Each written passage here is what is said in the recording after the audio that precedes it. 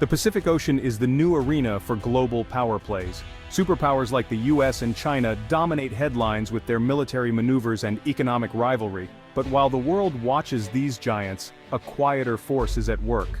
The Philippines, often overlooked, is changing the game, not with might, but with connection. Instead of matching the superpower's strength, the Philippines builds influence through cooperation and shared identity. This is not a contest of force but a campaign of trust and goodwill. The Philippine approach challenges the idea that only power matters in international relations. By leveraging history, culture, and common challenges, it creates a network of friends and allies. This isn't a military alliance but a community working for mutual benefit. Quiet diplomacy is reshaping the Pacific, often unnoticed but deeply significant. To understand this shift, we must look beyond warships and trade wars. It's about daily interactions, cultural exchanges, and economic ties. The Philippines is a case study in soft power, showing how a middle power can matter without aggression. Its model offers lessons for nations navigating today's turbulent geopolitics. Influence, it turns out, can be built on peace and respect. The Pacific's future may depend on this quieter, more collaborative approach. The Philippines' strategy is clear connection over confrontation. While others flex military muscle, the Philippines extends friendship. This approach is rooted in a history shaped by empires and conflict. Filipinos know that prosperity comes from connection, not confrontation. Diplomatically, the Philippines champions dialogue and multilateralism, participating actively in ASEAN and APEC. It avoids taking sides, positioning itself as an honest broker. Economically, it seeks win-win trade and investment that uplifts local communities. The goal: grow together, not dominate. Culturally, the Philippines acts as a bridge, sharing Austronesian roots with Pacific neighbors. Festivals, exchanges, and collaborations strengthen people-to-people ties. Filipinos are seen as family, not outsiders. This kinship builds trust that military power cannot. The Philippines knows it can't outgun superpowers, so it changes the rules, competing in trust, respect, and shared values. By choosing cooperation, it builds a resilient, sustainable form of power. Every new partnership makes this network stronger. For the Philippines, the Pacific is not a barrier, it's a highway. Filipino vessels, from fishing boats to cargo ships, are lifelines connecting the region. These ships embody the Philippine strategy, not projecting power but building relationships. Filipino seafarers, renowned worldwide, cruise ships that deliver aid, goods, and expertise across the Pacific. This maritime presence is a national asset, fostering goodwill and economic stability. The Philippine Coast Guard and Navy focus on humanitarian missions and disaster relief, not confrontation. When disaster strikes, Philippine ships are often first with aid. They also join regional efforts against illegal fishing and crime. These actions build trust and show commitment to the common good. A warship signals threat, a Coast Guard cutter or cargo ship signals partnership. By prioritizing peaceful maritime activities, the Philippines sends a clear message. It's here to help, not dominate. This steady presence weaves a network of trust, one voyage at a time. The Pacific's future is shaped not just by power, but by these daily acts of cooperation. Filipino vessels are the quiet connectors of the region. Their journeys build the fabric of Pacific unity. Philippine influence in the Pacific is woven through culture and commerce. Filipino music, TV, and films are beloved across the region, creating shared experiences. This cultural familiarity breaks barriers and builds personal connections. Economically, the Philippines is a vital partner, offering goods, services, and investments that support local growth. Filipino businesses focus on job creation and skill transfer, not exploitation.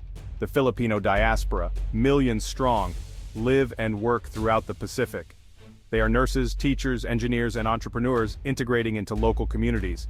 These overseas Filipinos act as unofficial ambassadors, spreading goodwill and building friendships. Each interaction strengthens the region's ties to the Philippines. This organic process creates a resilient network of affinity and trust.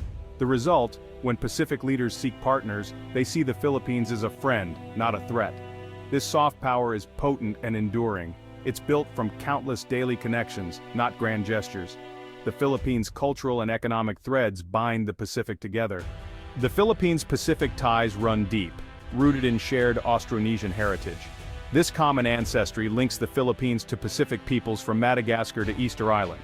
Language, art, and maritime traditions create a sense of kinship. The Philippines celebrates these links through research, festivals, and exchanges. This shared past lays the groundwork for a shared future. The narrative of a unified Pacific community, with the Philippines at its heart, counters divisive great power politics. Geography is also key. The Philippines sits at the crossroads of the Pacific and South China Sea. For centuries, it's been a hub for trade and cultural exchange. This location gives it a unique perspective and a natural role as connector. The Philippines bridges Asia and the Pacific, understanding both worlds. This dual identity lets it promote cooperation across a complex region. By leveraging heritage and geography, the Philippines fulfills its destiny as a Central Pacific node. It's not just participating, it's shaping the region's future. The Philippines balances soft power with credible defense. Its diplomats are skilled consensus builders focused on win-win outcomes. The barong, its traditional shirt, symbolizes a diplomatic style that is elegant and non-threatening. The military is modernizing for defense and maritime security, not power projection. The Philippine Navy and Air Force focus on protecting sovereignty and aiding disaster response. Defense partnerships span the US, Japan, Australia, and ASEAN neighbors. These ties build a networked security architecture not aimed at any one power. The goal: transparency, confidence, and reduced risk of conflict. By balancing diplomacy and defense, the Philippines earns respect and influence. Its voice matters in regional security debates. This approach is not a contradiction, but a complement to its peaceful strategy. The Philippines shows that security and cooperation can go hand in hand. It's a model for responsible, integrated statecraft. The Philippines forges alliances based on equality, not dependency. Unlike powers that use aid to control, it builds partnerships on mutual respect and shared benefit. It invests in projects that empower local communities and foster self-reliance. The aim: help partners stand strong, not become reliant. This approach earns trust and true partnership. In security, the Philippines shares expertise and trains as equals, not as a patron. Joint exercises focus on learning together, not imposing solutions. This spirit of collaboration creates a resilient security network. The Philippines is building a coalition of the willing, nations united by vision, not obligation. These alliances are flexible, inclusive, and strong. They counterbalance great power rivalry with genuine friendship. In a complex world, true friends are the greatest asset. The Philippine model proves alliances can be empowering, not constraining. The Philippine strategy offers a fresh model for regional stability. Traditional power politics rely on military strength and alliances, often fueling tension. The Philippines pursues a balance of interests, not just power. It weaves economic, cultural, and diplomatic ties that make conflict costly for all. Deep integration turns rivals into partners, prosperity into shared security. This bottom-up stability is more durable than top-down imposition. The Pacific's diversity demands flexibility and respect for sovereignty. The Philippine model is inclusive, letting each nation contribute on its own terms. It fosters collective ownership of peace and security. This isn't utopian, it's pragmatic for a middle power. The Philippines can't end competition, but it can help manage it. By building a strong community, it buffers against destabilizing rivalries. It promotes norms of dialogue and cooperation. The Philippines is quietly proving a peaceful order is possible. The Philippines' quiet rise has global implications. It challenges the narrative of inevitable rivalry and zero-sum competition. In an age of nationalism, it proves empathy and partnership work. This model inspires other middle powers to chart their own course. The Philippines shows there's a third way: independent, collaborative, and effective. Middle powers can shape their regions, not just react to superpowers. For the great powers, the lesson is clear. Hard power alone can't buy trust or legitimacy. The Philippines' influence is built on relationships, not force. Superpowers risk isolation if they ignore soft power's value. The story of the Philippines is about the changing nature of power. In a networked world, connection rivals command. Those who build trust and solve problems together will thrive. The Philippines is quietly mastering this new art, and the world should take note.